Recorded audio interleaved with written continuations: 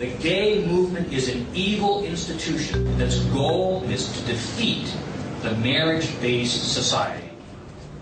The majority of people that I've known that are homosexual were sexually abused as children. Sexual abuse of children. Once you have been sexually abused, the likelihood or the chance of you actually doing it to somebody else is fairly high. You can overcome it, especially through Christ. You can overcome all things through Christ.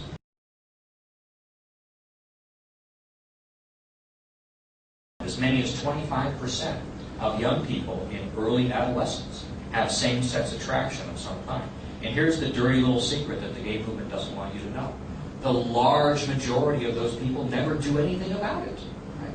If you catch them at 12 years old, which they're working very, very aggressively to do, and you tell those children that if you have an attraction towards someone of the same gender, that means you're gay. And that because you're gay, you need to come with us. And you know, predatory gays, and there are a lot of, not everyone is. Often these are people that were molested themselves. And they're turning it around and they're looking for other people to be able to prey upon.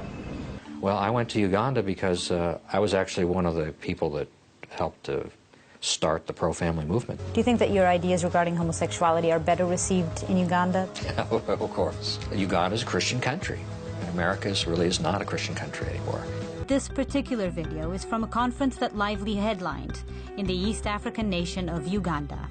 And many believe it had an explosive effect. 1 month after the Americans' visit, a bill was introduced that would make homosexuality a crime punishable by life in prison or, in some cases, death. I did that for the sake of protecting our children. Here in Uganda, we have a problem of people promoting homosexuality, especially using money and materials to recruit young people.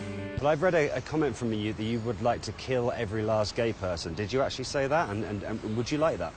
We have proposed a death penalty in this bill. But actually, we can rehabilitate these people and then they come back to normality. That's the path that we would be very much interested in. What's the actual problem with being gay? It is a sin, as stated in the Bible, as also stated in the Quran. We are going to pray for Honorable Bahati and all the members of Parliament. David, you are anointed to slay the Goliath of Sodom. Yes. In Africa, Sodom is an abomination. Dejavu and an evil. No!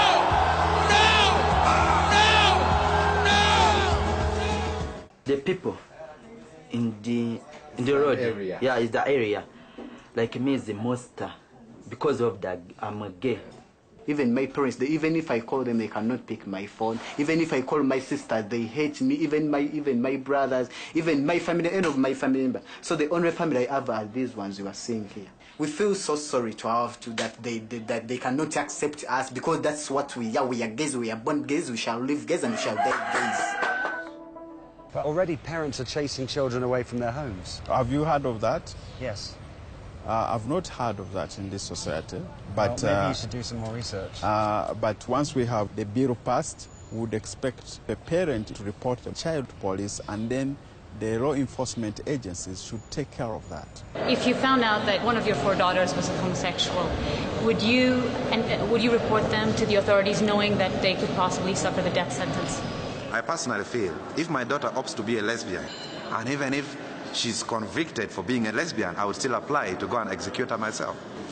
Even if that means that she would suffer the death sentence, let her die.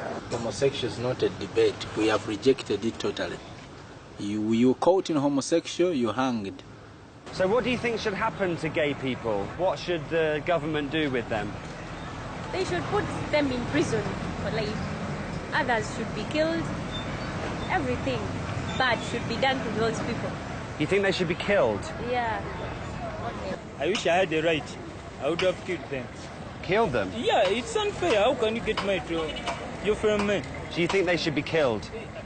Yes. I can be killed. I can lose my life, not because I've done anything wrong, but because of my sexuality. It doesn't matter, even they can set fire on you alive. And nobody cares. The public, the police, no one cares. Well, I can assure you that this has been, I think, a planned, deliberate propaganda by the gay movement to suggest that there's a lot of harassment here in Uganda. I've not seen any person being harassed. Last week, a man was beaten to death with a hammer in his home. David Cato, the man who was killed, was one of the most outspoken activists for gay rights in his country. A colleague of his tells us he'd been beaten and arrested more than once. David Cato's picture had appeared on the cover of a local paper as somebody who ought to be hanged for being gay. He also spoke with NPR last year about who had made his country such a scary place to be. In my view, it's the religious right. These were from America. They came here and saying that if they leave homosexuals to be around, they are spoiling what they call the traditional marriage. So they came up saying that we, gay people, were recruiting children into homosexuality. It's almost like a witch hunt. It is a witch hunt, not almost, it is a witch hunt. Yeah. When did things actually start getting worse? After the evangelicals came here. After the March 2009 conference? Exactly. Basically, that seminar changed lots of people's minds and hearts because it went on, and then the bill was born. The theme of this conference was the gay agenda, and the gay agenda was that there is a massive recruitment of school children into homosexuality.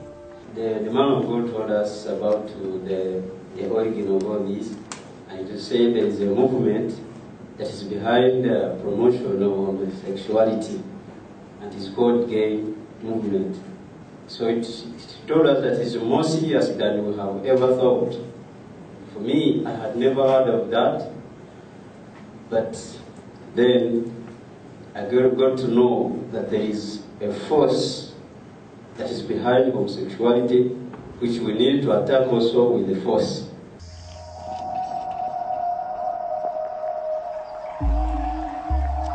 They arrested some of the gay guys. They were taken to police, beaten up really badly, and then they had to ask them to mention all the names of the people whom they know that they are gay. So did they torture them until they gave the names? Yes, they did. And the names they gave was, my name was included. Dr. Lively, do you condemn this anti-gay bill in Uganda? It's my understanding that they're going to remove the death penalty. But if they keep the death penalty in it, yes, I condemn the death penalty. Do you then support the rest of the bill if you remove the death penalty part of it? I would not have written the bill this way. What it comes down to is a question of the lesser of two evils. What is the lesser of two evils here? To allow the American and the European gay activists to continue to do to that country what they've done here, or to have a law that may be overly harsh in some regards. I think the lesser of two evils is for the bill to go through. Increasingly, lesbians are being molested by other women. This thing has set in motion, the worst wave of hatred we've seen in many years. I have spoken on these topics in almost 40 countries now.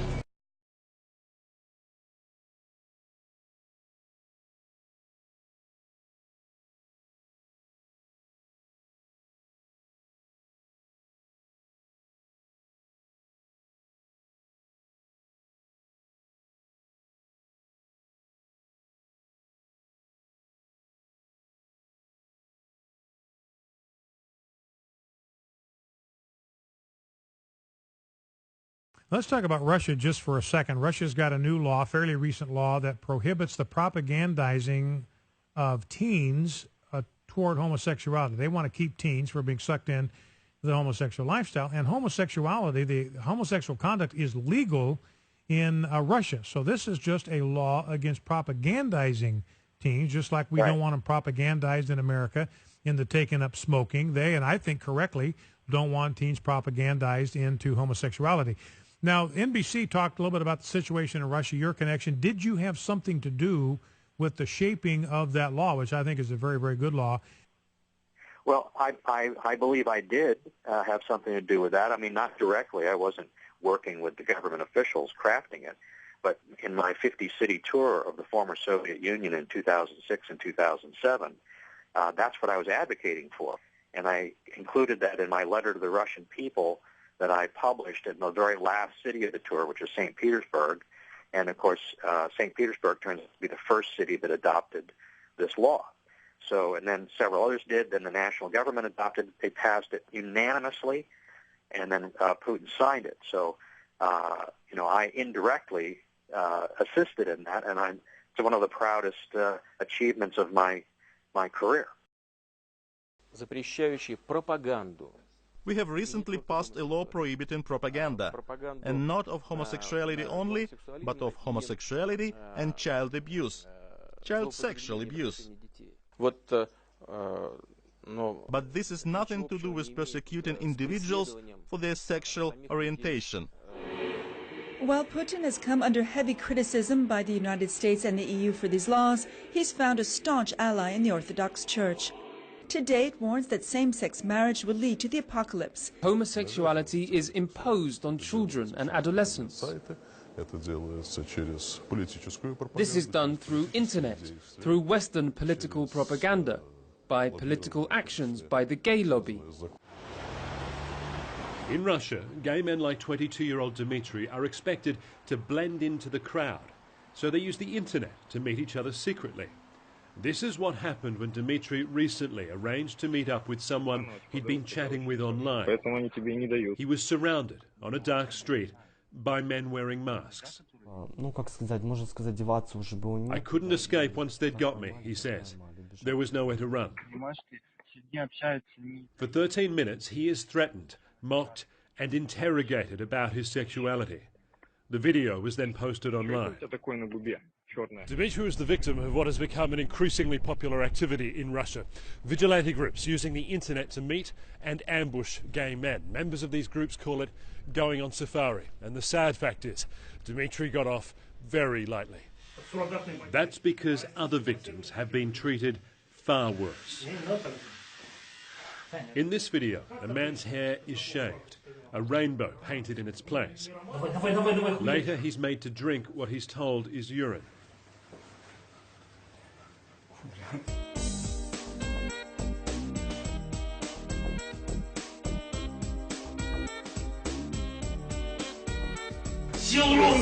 The man seen in all of these videos is a well-known ultra-nationalist, a leading figure in a movement called Occupy Pedophilia. It has grown to become a nationwide network with branches in cities across Russia that upload videos of their so-called safaris to a central website. Human rights activists say these groups have grown dramatically since the introduction of a law banning the promotion of gay equality to children, the so-called gay propaganda law. They say the authorities' lack of action on these assaults also encourages them. Investigations have been opened, but despite all the overwhelming video evidence, no one has been prosecuted. This terrified man is gripped by the head. He begs for mercy and is told he has a choice. He can lose an eye or be sodomized with a large fork. It seems to me that the law we adopted doesn't harm anybody. What's more, people, homosexual people, can't feel inferior here, because there is no professional, career or social discrimination against them. When they achieve great success, for example, Elton John is an extraordinary person, a distinguished musician, and millions of our people sincerely love him, regardless of his sexual orientation. So there is no danger for individuals of this non-traditional sexual orientation. Хули ты так одет, ебать? А? На нахуй. Human Rights Watch has documented a large number of vicious attacks and aggressive harassment of LGBT, lesbian, gay, bisexual, and transgender people in Russia. Еще раз так оденешься, хуеплет, блядь. It's happening in the context of the homophobic legislation that bans propaganda of non-traditional sexual relationships among minors.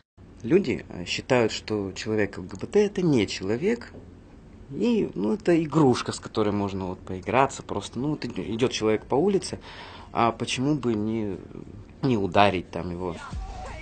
What we see in these videos are criminal offenses happening in the context of complete impunity. There is a total failure on the part of the Russian law enforcement authorities to take active measures to prosecute hate crimes against LGBT people.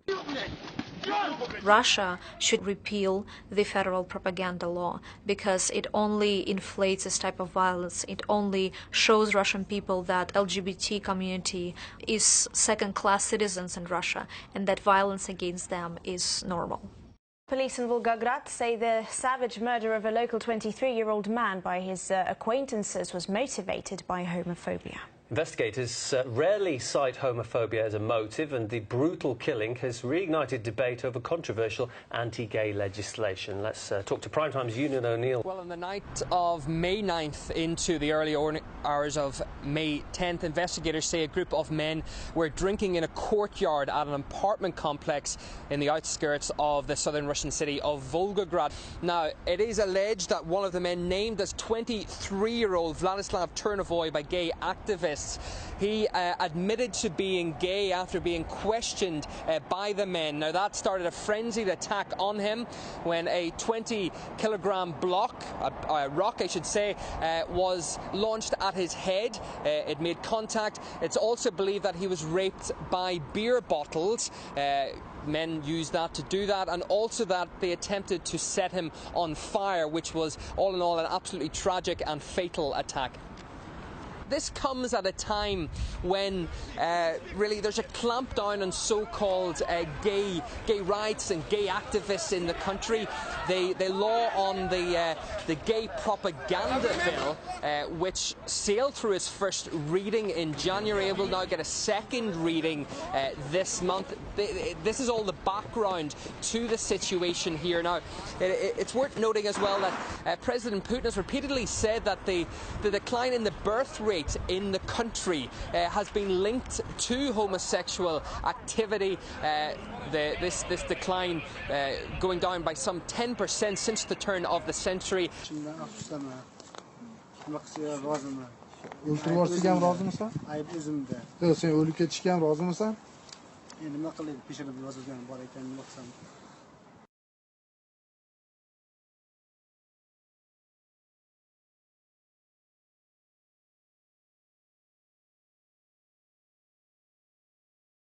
You know, I indirectly assisted in that, and it's one of the proudest achievements of my career.